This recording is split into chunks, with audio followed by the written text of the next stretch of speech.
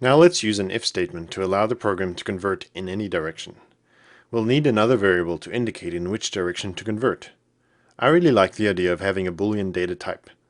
Just because C doesn't have a built-in type doesn't mean we can't create our own. As I'm always considering compatibility with C++, let's create a conditional type that mimics the C++ bool.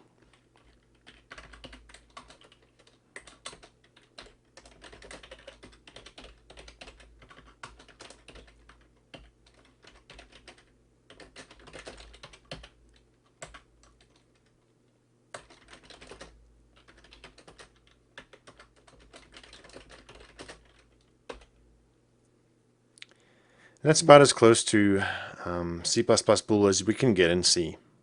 The hash ifndef, or if not defined, is another preprocessor directive that conditionally includes the subsequent lines of code depending on whether the C++ identifier is defined.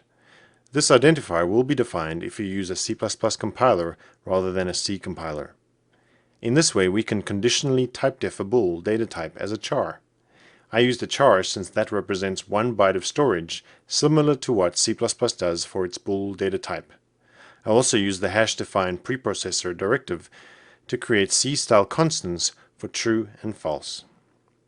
I can now add a bool variable to the main function to select in which direction the conversion should be performed.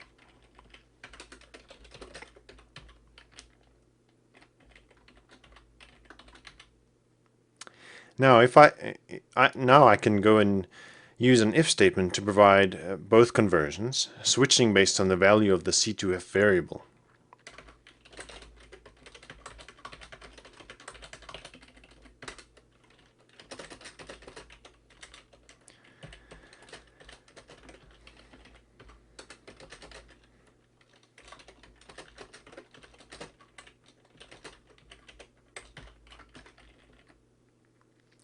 Converting Fahrenheit to Celsius requires the equation to be reversed, first subtracting 32 before multiplying by 5/9 rather than 9/5. To ensure that the subtraction happens first, I needed to use parentheses to override the natural operator precedence. I can now prepare the variables accordingly, and the if statement will do the rest.